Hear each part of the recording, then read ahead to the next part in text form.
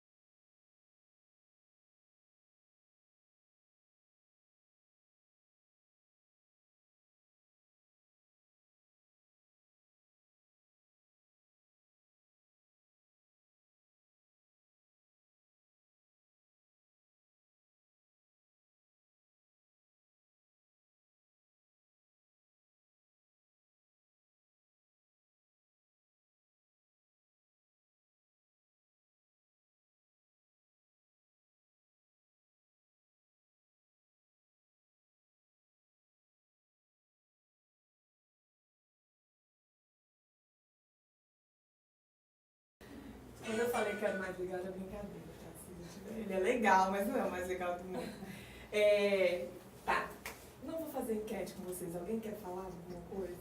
Vocês querem se voluntariar para falar sobre isso? Gente, pinguim e avestruz, né? Eu achei esse vídeo muito legal. Por quê? Porque, aparentemente, quando você olha, você imagina que quem vai ganhar a competição, né? A avestruz é maior, tem a perna mais longa, é o que mais tem capacidade para ganhar. Só que o que aconteceu? Ele não se conhece. Quando toma susto, enfia a cabeça num buraco, não sabe agir, não conhece as próprias emoções. O pinguim, ele estava ali consciente de que ele tinha um competidor, um concorrente, que ele poderia perder, ele sabia que ele ia seguir, se a gente ficasse vendo, ele ia estar correndo até agora, né? Devagar e sempre, e chegou lá. Então, eu faço uma analogia com a gente. Se a gente não conhece as nossas emoções, muitas vezes a gente é pego de surpresa e fica numa situação dessas. Se a avestruz soubesse que toda vez que ele tomar um susto, a ação mecânica dele vai ser enfiar a cabeça no buraco, automaticamente ele podia ter trabalhado isso para ele superar essa situação. E aí a mesma coisa com as nossas emoções. Se a gente tem conhecimento de quais são os gatilhos que despertam determinadas emoções na gente, a gente consegue lidar melhor com a situação. E aí entra raiva, ansiedade, sentimentos depressivos, raiva, ansiedade, angústia, sentimentos depressivos, tristeza, frustração. Se a gente tem consciência do que causa isso na gente, a gente consegue lidar melhor com isso. Por exemplo, frustração, raiva. Vocês sabem que raiva geralmente vem de uma frustração. Frustração vem de uma expectativa que a gente criou. E aí é o que eu falo sempre nos vídeos lá nas lives do Periscope, gente, a gente tem que prestar atenção no que a gente está colocando as nossas expectativas, se elas são possíveis de ser alcançadas, o que a gente está fazendo para alcançar essas expectativas, para alcançar as nossas metas, os nossos objetivos, porque daí que vem a raiva. Aí a gente confunde raiva com ciúme, a gente confunde raiva com medo, a gente confunde os sentimentos. Eu estudo isso e confundo pra caramba. E assim, quando eu falo, é porque uma das primeiras coisas que eu observo é em mim. E aí, eu dou um exemplo, eu faço terapia, lógico, que como que eu ia lidar com a minha cabeça se eu não fizesse terapia. Então, uma vez, e eu tenho bastante consciência de mim mesma, e aí eu sei que uma vez eu falei uma coisa com o meu psicólogo que a ficha do mundo caiu. Eu falei, gente, mas como é que eu nunca tinha prestado atenção nisso? Então, assim, por mais que a gente preste atenção e converse, e fale, e faça terapia, e pense, e reze, e medite, sempre tem que estar olhando. E aí, o que é conhecer nossas emoções é a inteligência emocional, que é o que eu disse que eu estudei, basicamente. Inteligência emocional, de acordo com o Daniel Goleman, que é um estudioso referência nesse assunto, inteligência emocional é a nossa capacidade de compreender as nossas emoções e saber lidar com elas da melhor forma possível. Então, primeiro a gente precisa ter consciência do que a gente está sentindo, depois a gente precisa compreender que emoção a gente está sentindo, para, enfim, a gente aprender a lidar com essas emoções. Esse conjunto seria inteligência emocional. Se você é uma pessoa que tem essas três habilidades, você é inteligente emocionalmente. E não, a gente não nasce assim, a gente aprende. Na verdade, eu acho que a gente aprende a não ser inteligente emocional. Por quê? Senão a gente não aprende na escola. Eu tenho um sonho de que isso se torne uma disciplina nas escolas, mas a gente tem visto isso agora, que estão incluindo meditação, estão incluindo algumas disciplinas nisso na escola. Mas o ideal seria que a gente aprendesse isso desde muito pequenininho. Quando os nossos pais ensinam que a gente tem que dividir o brinquedo com o irmão, que a gente tem que emprestar a bola, que caiu, levantou, chorou e tudo bem, isso está desenvolvendo a nossa inteligência emocional. Mas é uma coisa que a gente vai desenvolver para o resto da vida, né? Que a vida é a vida e está sempre mostrando um lado maravilhoso que a gente não esperava em uma situação que a gente tem que lidar. Então, por que é importante ser inteligente emocionalmente? Voltando, na nossa sociedade, dá-se muito valor a QI. Você é muito inteligente em tirar prova, fazer prova e tirar 10, você é muito bom em física e matemática, você vai fazer o Enem e vai arrasar. No entanto, nas empresas, competências e habilidades, elas são muito mais fáceis de serem aprendidas do que inteligência emocional.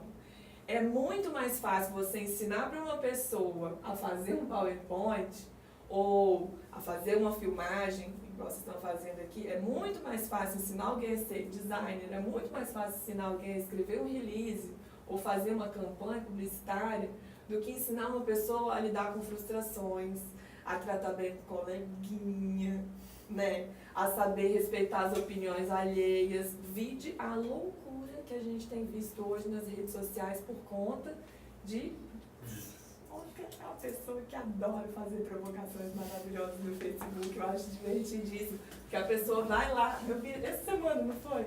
O cara foi na sua timeline, mandou você parar de encher o saco. Eu adorei a resposta dele, eu escrevo na minha timeline. E eu que estou te enchendo o saco, meu amigo. As pessoas não estão perdendo isso porque elas não respeitam a opinião dos outros. Então é muito mais difícil você ensinar isso para alguém, para um adulto especialmente, do que você ensinar uma pessoa a aprender neurociências, um ser humano de humanas que nunca sonhou em estudar química na vida e foi lá aprender sobre neurotransmissores. Então, assim, é muito mais complicado. E eu acredito que a gente está vivendo, aí é o meu lado holístico e esotérico vindo à tona, que eu acredito que a gente está vivendo uma era de transformação e que isso está começando a ser muito mais valorizado. Então, assim, as próximas gerações, eu acho que elas têm a ganhar. Assim. As gerações que vierem, os nossos filhos, para quem tiver filhos, eu acredito que a gente vai estar tendendo muito mais a ensinar isso para eles, essas habilidades, a ter autoestima, a ter autoconfiança, a respeitar o próximo, muito mais do que esse excesso de competitividade e o seu QI tem que ser elevadíssimo.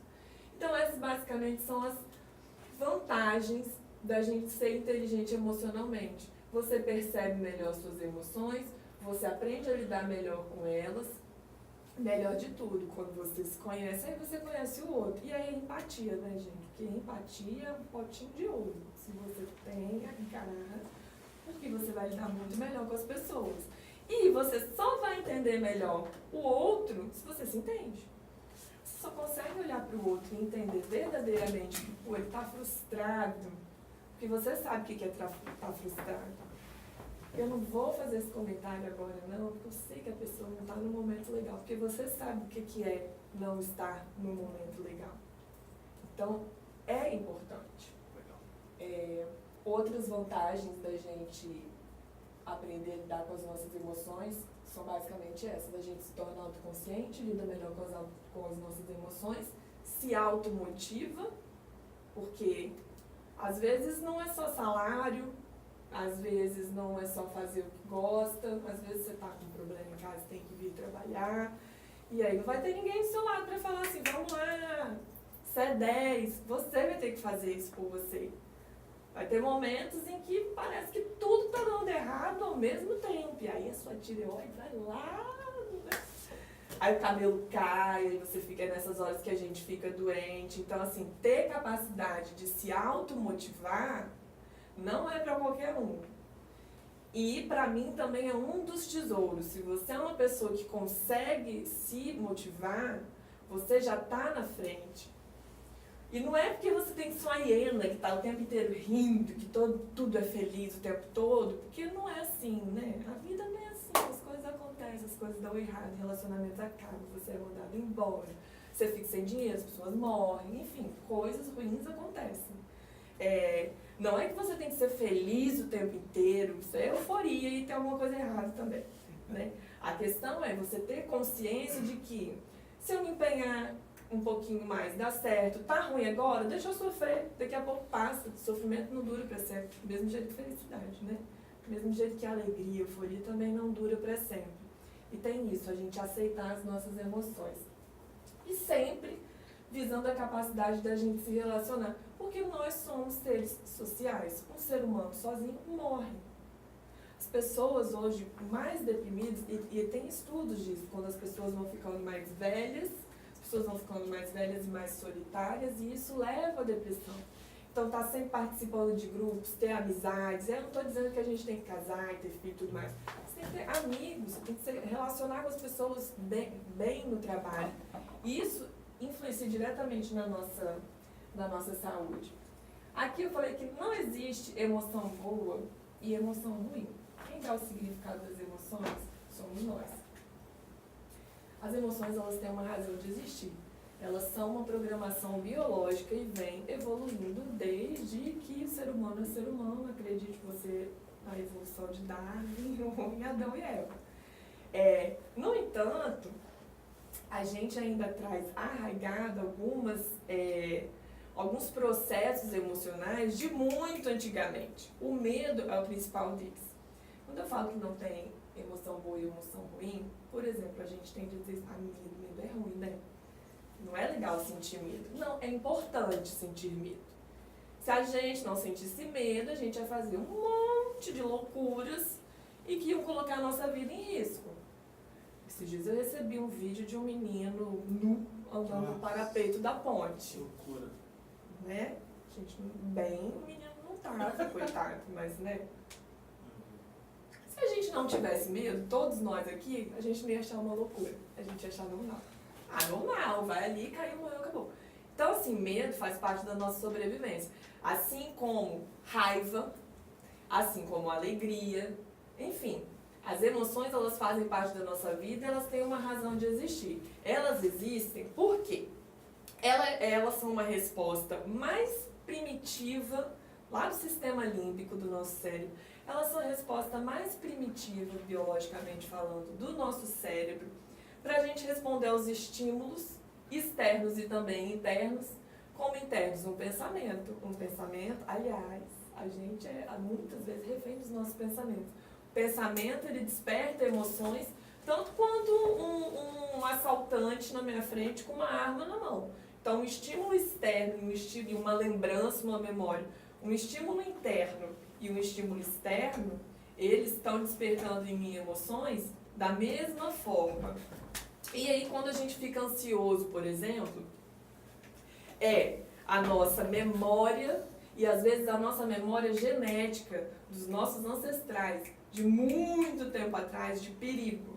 O nosso cérebro, biologicamente, ele está programado para responder a alguns estímulos de forma automática e imediata, porque é questão de sobrevivência. O medo tem a questão da luta ou da fuga.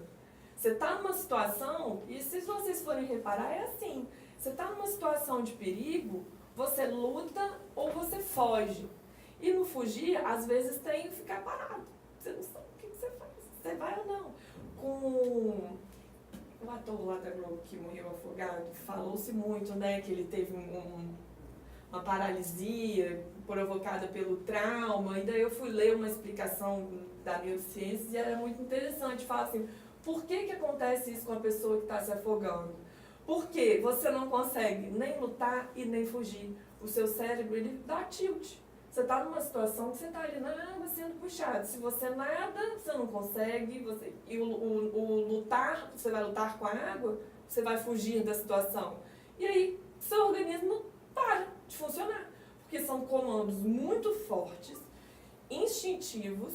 Os nossos ancestrais já passaram por situações em que eles quase se afogavam, com certeza. Aquilo ali ficou marcado na nossa genética. Então, você acabou. Mas e se ele tivesse feito isso, se ele tivesse feito aquilo? Não tem. Você não tem opção. Do mesmo jeito que as pessoas falam assim, estou cansada de ouvir dizer que eu não posso reagir a um assalto. Aí a pessoa reage a um assalto e ela não sabe explicar por quê. Ela fala, não sei por quê. E quantas? Você acha que isso é incontrolável? Né? É incontrolável. A nossa genética? É incontrolável. A nossa emoção, ela é incontrolável. A nossa resposta, a nossa resposta biológica, ela é incontrolável. A gente não consegue controlar. Do ator, eu li que um psicólogo falando que o fato de ter ficado paralisado também pode ser alguma coisa, tipo, que ele teve dificuldade no útero da mãe. Pode ser um trauma que você não sabe. Vai que na hora a pessoa lembrou de quando ele tinha 5 anos e ele não conseguiu nadar. A nossa resposta emocional, ela não é controlada. Mas psicossomático, assim, tem como dissomar, desfazer? Psicossomático também não é uma coisa controlável. Aí que tá certo. Então, por que você foi estudar equilíbrio emocional? Vou contar uma historinha. Eu sempre fui da galera da autoajuda. Eu sei que exige um preconceito enorme, mas eu falo isso justamente para ir quebrando. Sempre gostei desses livrinhos de autoajuda, desde adolescente. Chegou num determinado momento e as pessoas sempre me zoaram por causa disso. Eu falei, vocês ainda vão comprar um livro meu, vocês vão ver que é legal. Tanto é que é pejorativo que nas livrarias agora não é mais autoajuda, é autoconhecimento. O que eu acho muito mais interessante, o autoconhecimento, a espiritualidade. E eu queria entender, eu falava, por que minha mãe e minha avó me dizem que eu tenho que tomar cuidado com as palavras, porque a palavra tem poder? Por que elas falam que eu tenho que tomar cuidado com o que eu digo, porque eu vou atrair isso para a minha vida? Né? Da onde que veio essa lei da atração? Meu Deus do céu, tem que ter uma explicação científica para isso. Porque eu sempre fui muito racional e sempre tive... Opa, vai acabar a bateria, mas tudo bem, a gente sobrevive. Tá acabando aqui. Aí, eu sempre tive curiosidade. Por isso que eu fui estudar neurociências. E aí a questão da psicossomática. O que o corpo... Depois eu vou passar, mas vamos pular, não tem problema. O que a gente não fala, o que a boca não fala, o corpo padece. Então, quando a gente não consegue lidar com as nossas emoções, o nosso corpo, você não está falando, você está fingindo que você está bem. Mas o seu interior, ele sabe, a sua mente sabe, todas as suas células, elas sabem que você está estressado. Então, assim, você está estressado, eu estou estressadíssima, mas eu estou sorrindo para vocês, só que o meu cérebro, ele está liberando cortisol. Cortisol é o hormônio do estresse. Ah, ele é ruim? Não, ele não é ruim. Ele é importante para eu lidar com uma situação de estresse real. Só que se eu começo a ficar pensando, ansiosa, imaginando, conjecturando várias situações ruins e negativas, se eu estou sempre falando coisas negativas, ele está mandando respostas para o meu organismo reagir quimicamente a esses meus pensamentos. Ah, eu estou com medo de ser assaltado, estou com medo de ser assaltado, estou com medo de ser assaltado. Para o meu cérebro não tem diferença, outra coisa muito legal, não tem diferença entre mentira e verdade, realidade e ficção. Se tivesse, a gente não ia assistir um filme, passar mal de chorar ou morrer de rir. Por que a gente assiste um filme como se aquilo fosse verdade? Por que o moço morreu na novela, mas parece que foi aqui do lado nosso, e se tivesse morrido o personagem, talvez a gente ficasse mexido também, não tanto quanto, mas também ficaria tão mexido. Porque para o cérebro não existe diferença entre verdade e mentira. Por isso que eu falo para mim que eu sou muito rica todo dia, porque um dia ele vai acreditar nisso. E aí vai liberando cortisol, por exemplo, que seria interessante ter os neurotransmissor, que vai liberar o hormônio, que é interessante para eu lidar com aquela situação. Só que o corpo cheio de cortisol, que não está dando vazão, porque essa situação de estresse, ela está só na sua cabeça, ela não está na sua frente efetivamente, você não está precisando dar uma voadora no bandido ou correr dele, você está ali quietinho, sentado na sua cadeira, em frente a um computador, aquele cortisol em excesso vai te fazer mal. Vai cair seu cabelo, vai te dar desânimo, você vai ficar deprimido, você vai engordar, não vai conseguir emagrecer, não importa o que você faça. Você vai engordar, não adianta o que você faça, você vai emagrecer. Ou então você vai emagrecer, não adianta tanto que você coma. Falando, como? Você vai ter dor de barriga. Eu já tive furúnculo. Eu, quando ficava muito estressada, coisa horrorosa para falar para o vídeo, mas eu já tive muitos furúnculos. Ficava muito estressada, eu tinha muitos furúnculos. Furúnculo embaixo do braço, furúnculo... Era mais embaixo do braço, mas tinha no corpo todo. Primeira aula da pós-graduação, eu achei o máximo, que eu aprendi que a pele, ela é formada, quando a gente ainda é um embriãozinho, as células tronco que dão origem ao nosso sistema nervoso, elas também dão origem à nossa pele. Eu falei, nossa, tudo faz sentido. Por que a gente somatiza tanto na nossa pele? Coceira, mancha, espinha, inflamação, queda de cabelo porque da caspa, da seborreia, pele, sistema nervoso, estão intimamente ligados. Então, assim, você tem controle sobre isso? Inicialmente, não. Porque se você tem um hábito, aí é onde são formados os hábitos. A gente tem crenças que vão sendo inseridas na gente desde quando a gente nasceu. Nossos pais têm as crenças, os pais deles. E assim, não há culpados. Nós somos os melhores que nós podemos ser, né? Só que a gente não tem tanta consciência, por isso que é importante a gente se autoconhecer. A gente vem carregando crenças que o nosso meio vem inserindo na gente.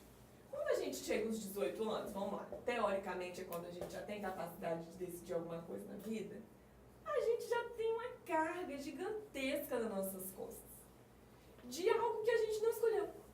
Alguém jogou aquilo ali pra gente. Então, assim, se tá bom, parabéns. Fizeram um bom trabalho. Agora, se tá ruim, amigo, é você que vai ter que consertar, né? Porque você já é adulto, porque você já é responsável pela sua vida. Não adianta colocar a culpa no pai, não adianta colocar a culpa na mãe, não adianta colocar a culpa na situação financeira, não adianta colocar a culpa em ninguém. As pessoas fazem o que elas podem fazer para você. Então, responsabilidade é toda nossa. Quando a gente assume a responsabilidade, a gente começa a ter controle da situação. Como é que a gente forma as nossas crenças e os nossos hábitos, que é tão difícil mudar, que vem a questão de, inconscientemente, você está ali se fazendo mal e não sabe. Sinapses. Neurônios, células nervosas, elas se comunicam por meio de sinapses, né? Imagina, um neurônio aqui, aí tem uma ligação eletroquímica que vai fazendo a comunicação. Quando eu estou falando isso aqui para vocês, eu já fiz centenas, quase. Uma centena de vídeos, já fiz dezenas de vídeos sobre isso. Então eu estou falando isso para vocês com muita facilidade, porque eu já formei muitas sinapses a respeito desse assunto.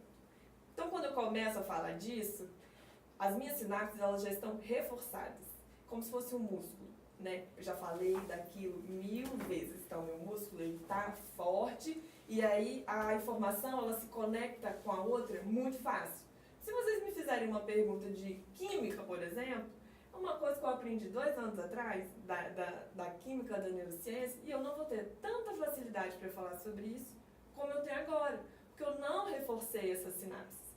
Então, se você tem o hábito de ser positivo, de pensar positivo, você está reforçando esse olhar, essas sinapses, desse modo de olhar a vida. Por outro lado, se você tem muito medo, se você tem muita angústia, se você tem pensamentos de frustração, enfim, você escolhe os pensamentos, você não escolhe as suas emoções.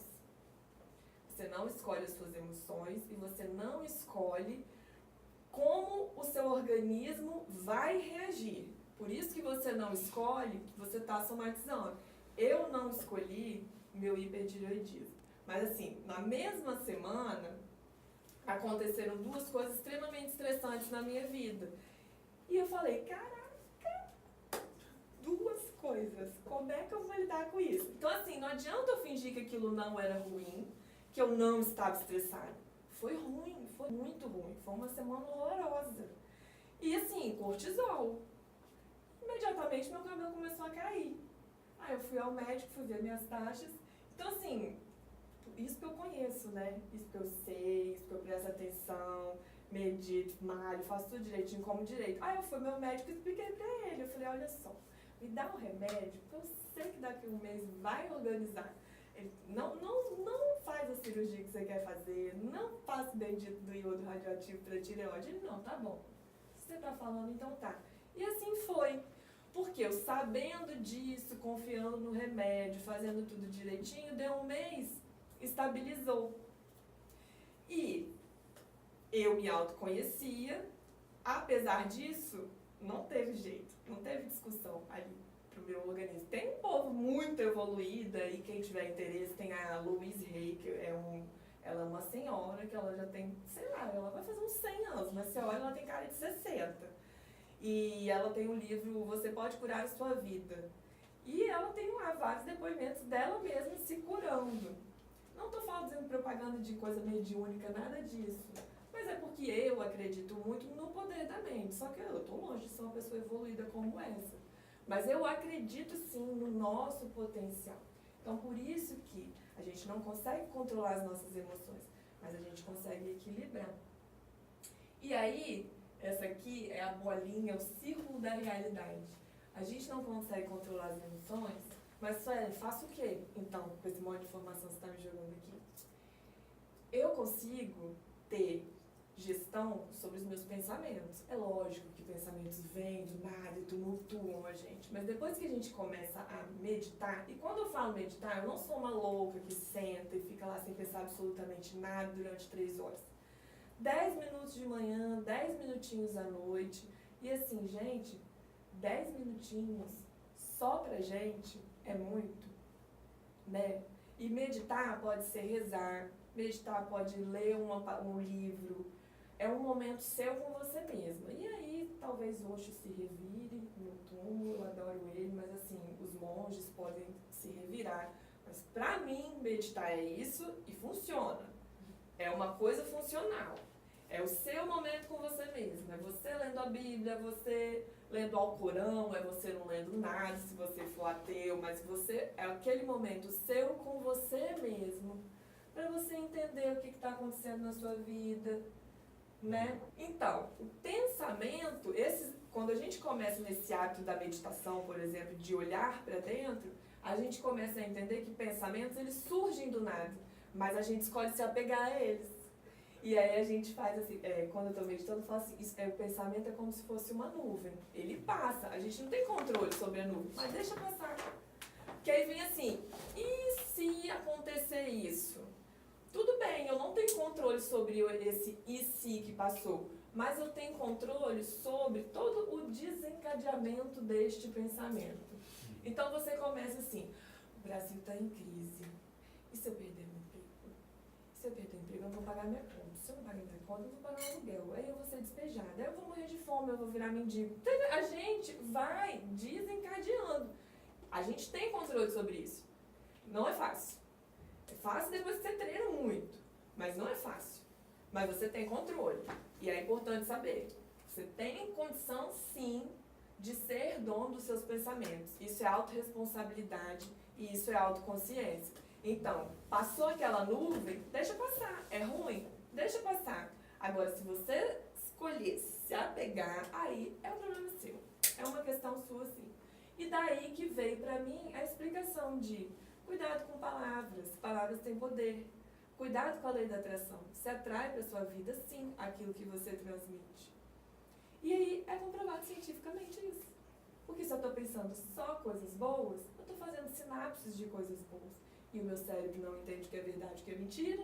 Então, se eu estou aqui repetindo que eu estou bem, que eu estou feliz, está tudo certo. Meu cérebro acredita que eu estou bem, que estou feliz, está tudo certo. Libera um monte de serotonina, um monte de dopamina. Eu também posso comer banana, que também tem serotonina. Eu também posso malhar, que também libera dopamina. Mas os meus pensamentos, eles também liberam esse monte de substância. Os pensamentos, eles geram as emoções. As emoções, depois que elas são decodificadas pelo nosso córtex pré-frontal, que é a parte mais moderninha do nosso cérebro. Os nossos ancestrais não tinham o córtex. Seres humanos que conseguem fazer foguetes, sim. Hoje a gente tem o córtex pré-frontal, que é essa partezinha aqui da frente, muito desenvolvida. Então as emoções, elas estão lá no sistema límbico, que é a parte mais primitiva. Você sente o medo. O sentimento é assim, medo do quê? É meio isso, assim, de forma bem, a grosso modo é isso. O sentimento é quando você já consegue racionalizar a sua emoção. Pensamentos geram emoções que geram sentimentos. A partir do que você está sentindo é como você vai se comportar. Aquilo que você repete vai se tornar o seu hábito. Então, o comportamento repetitivo vira um hábito. Aquilo que você faz todo dia molda quem você é. Molda o seu caráter e vira realidade. Então, quando a minha avó falava pra mim, para eu cuidar dos meus pensamentos e das minhas palavras, que pensamento e palavras, porque eles viram realidade, ela estava falando desse processo todo aqui. Ela só não sabia, mas era disso aqui que ela estava falando. E aí, que significado vocês têm dado às emoções de vocês? Que não existe emoção positiva, não existe emoção boa e ruim. Que existe a valência, positiva e negativa. Isso aqui me faz me sentir meio mal, isso aqui me faz me sentir um pouco ruim, mas dependendo da situação, o medo pode ser bom. A raiva, é importante que você sinta a raiva numa situação de abuso, senão você vai ser abusado e vai ficar lá sempre igual um cordeirinho. Você não vai brigar diante de uma injustiça. Então, raiva, às vezes as pessoas, especialmente as pessoas, as mais boazinhas, aquelas que não fazem mal a ninguém, essas pessoas têm uma dificuldade de lidar com raiva, elas têm uma dificuldade tão grande. E isso ali, você vai olhar, as pessoas elas acabam ficando doentes, elas têm uma tendência a ficar mais deprimidas, porque ela vai guardando aquilo ali, e aí ela vai se frustrando, porque, poxa, eu faço bem para todo mundo, e aí a pessoa Diferente, eu gosto de falar também de assertividade. É importante para a vida e para relações de trabalho também. A gente tem que saber se colocar, a gente tem que saber se expressar. A assertividade é a nossa capacidade de se expressar bem, de falar aquilo que a gente espera, que a gente gostaria, de um modo educado. Existe a agressividade, a passividade e a assertividade. A assertividade é você colocar suas opiniões, suas vontades, os seus desejos, de forma que você não está agredindo ninguém. Agora, se o Foca me chama para vir aqui dar uma palestra e eu falo que eu não posso e ele fica puto comigo, o problema é dele. Eu falo com ele educadamente. Olha, agradeço seu convite, mas eu não posso. Estou sendo assertiva. Eu não posso. Eu vou me prejudicar por sua causa? Por quê? Eu não posso. Cabe a ele ser também assertivo e falar, não, tudo bem, a próxima vez que você puder, quando você puder, você venha. Assertivo. Se ele fica com raiva, ele não está sendo assertivo.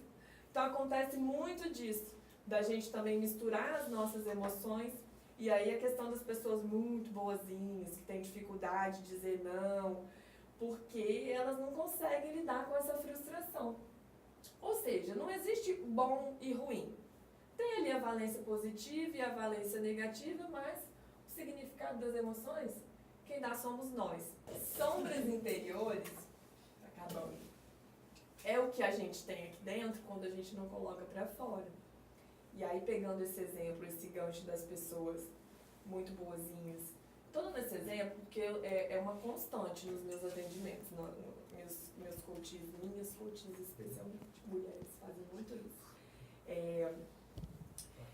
Você faz tudo pela pessoa e a pessoa não te corresponde. Para começar, relações são relações saudáveis quando há troca. No entanto, quando você faz esperando necessariamente alguma coisa em troca, do mesmo modo, na mesma proporção que você está dando, tem alguma coisa errada aí e a chance de você se frustrar é muito grande. Então vamos rever este conceito. Aí você é muito bonzinho e você não pode expressar que você está pé da vida com a pessoa, você guarda. Isso vai virando sua sombra. Sombra é tudo aquilo que está guardado aqui dentro, que você não está colocando para fora, que você não está digerindo, que você não está trabalhando. Vai somatizar. Vai somatizar.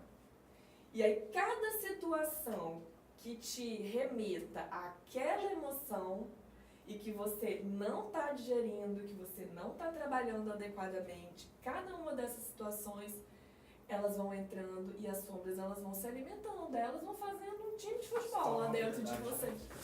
Elas vão guardando. É aquele dia que você explode? É aquele dia que você dá uma de louco, você não entendeu por quê? E ninguém espera? Um dia de fúria. É meio isso.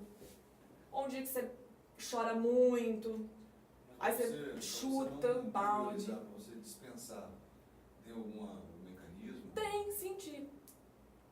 Sentir o que você está sentindo. E aí eu falo por mim, porque assim, o meu calo é raiva. E não é tristeza, não é uma raiva. E aí tem vai lá meu terapeuta perguntar pra ele. Mas assim, é a minha emoção. E é feio sentir raiva, né? Não é legal. Uma mocinha bonitinha que sente raiva, né? Fala palavrão, dá resposta, mal criada, é feio. Não é legal sentir raiva. Então você tá morrendo de raiva, com vontade de matar, você tá vendo uma injustiça, você tá convivendo com situações que você tá sentindo raiva, mas você não pode demonstrar aquilo. Não é que a gente tem que matar as pessoas, nem dar 3 tapas na cara dela, não. Eu sei que a gente tem vontade de fazer isso. Bom, eu tenho às vezes. Não é isso. Mas assim, eu estou sentindo raiva. E eu vou ficar sentindo raiva. E me deixa sentir minha raiva. Mas em algum momento de esporte, por exemplo, você consegue externalizar? Pode. E aí você vai escolher os seus mecanismos civilizados. Para colocar para fora. Então, assim, que seja meditar, que seja fazer exercícios, caminhar, ler um livro, virar para a pessoa e ter uma conversa com ela. Olha, eu tô com muita raiva de você agora. Eu tô de você não, porque não é legal a gente colocar a culpa nas pessoas. Porque tem aquela questão da projeção, a gente tá com raiva porque a raiva é nossa. A outra pessoa fez alguma coisa ali, não tinha nada a ver com a gente e despertou a sombra que tem na gente. Então assim, olha, vamos conversar no momento que eu estiver mais calmo, mas assim, não se fecha. a tendência da maior parte das pessoas é reprimir. E aí a pior coisa que a gente pode fazer é reprimir as nossas emoções. Homens, né? Porque mulher, a gente já é mais emocionado. Então a gente coloca pra fora e chora bem. Homem não, né? Porque tem que guardar, porque homem não chora, porque homem se sentir raiva é agressivo, dá medo. Reprimir é a pior maneira de você lidar com as suas emoções, porque elas não vão embora. Ponto. Emoção não trabalhada não se dissolve feito mágica. Emoção não trabalhada vira sombra e se acumula. E aí, as formas, não existe mágica. Você tem que criar uma forma de lidar com aquilo. Seja ressignificando, criando um outro significado, entendendo que aquilo ali não precisava você estar sentindo essa raiva toda, não precisava você estar sentindo esse medo todo. E aí cada um cria o seu mecanismo. Eu tenho os meus, que não vai servir para todos vocês, mas uma coisa, se eu fosse resumir tudo isso aqui, eu falaria, nunca reprima suas emoções. Crie um mecanismo próprio de lidar com elas, porque é isso que vai fazer vocês terem saúde emocional. Agora, para fechar, voltando lá no início, vocês só vão conseguir lidar com as emoções e não reprimi-las se vocês souberem quais são elas. Se na hora que vocês sentirem uma dorzinha no estômago, vocês não acharem que é porque vocês estão com fome. Uai, eu não comi uma coisa que me fez bem, estou meio enjoado. Pode ser, mas pode ser que não. Pode ser que alguém tenha te falado alguma coisa que tenha te despertado uma memória que você não tenha digerido. E aí aquilo ali te dá uma dorzinha no estômago. Quando você está com dor de cabeça, não sabe por quê. Quando você está com aquele aperto aqui no peito, uma angústia, uma falta de ar, você não sabe por quê. Dor de barriga, dor de garganta, nosso corpo somatiza. Então, assim, às vezes eu tô ali trabalhando e começa uma coisa aqui, apertada, uma ansiedade. Eu falo, mas eu tô bem, eu tô aqui trabalhando, escrevendo release. Aí eu paro, qual foi o último pensamento que passou pela minha cabeça? Aí eu dou um tempinho, aí eu começo a lembrar. Porque a gente tá pensando sem perceber. Ah, não, eu lembrei de tal coisa, eu vi tal coisa. Deixa eu trabalhar isso aqui. Faça uns exercícios de respiração e passa. Mas é isso, a gente estar atento. E aí, com o tempo, você vai pegando a prática, né? Com o tempo, você vai pegando a prática. Mas reprimir jamais e criar formas de lidar com isso. E aí, você conversa com as pessoas. Eu trabalho com algumas pessoas que, um tempo atrás, elas tiveram vários problemas de síndrome do pânico. Eu nunca tive, eu já tive uma crise de pânico, pra mim foi o suficiente pra não querer nunca mais ter. E assim, é uma coisa louca, porque um pensamento puxa o outro, e você começa a sentir náusea, e você sente enjoo, e você desmaia, e parece que aquilo tá tomando conta de você, porque são os seus pensamentos. Às vezes, precisa ser tratado com remédio, porque já desorganizou tanto a química ali do seu cérebro, que você não tem mais controle só pensando. Eu também não sou a louca do pensamento positivo. Existe psiquiatra, psicólogo, terapeuta para isso, né? Então, dependendo do caso, essa é a solução. Mas é importante sim. E, para fechar tudo isso, nunca reprimam e sempre estejam atentos ao que vocês estão sentindo, porque quando eu comecei a fazer isso, minha vida mudou muito. E assim, quando a gente muda, o outro muda, né? A gente tem tendência de querer que o mundo mude, que as pessoas mudem de opinião. Porque se ela não fosse desse jeito, também não agiria assim. Não, amigo, você não tem nem um dedinho de responsabilidade e nem direito de se meter em como o outro é. Agora, quando a gente muda, a gente vê a mudança no outro. Às vezes não é como esperava. Às vezes a pessoa não muda, ela continua aquela mesma chata de sempre. Mas você mudou e você já não acha aquela pessoa tão chata. Ou então, vocês acabam se afastando, porque assim, eu nem faço mais questão, nem presta atenção. Ou então a pessoa se inspira em você e fala, nossa, fulano tá tão bem, né? O que ele tá fazendo? Deixa eu fazer também. Então assim, quando a gente se conhece, a gente começa a ter capacidade de mudar o mundo. Eu acredito que sem isso não tem condição da gente viver melhor e num mundo melhor. 1 hora.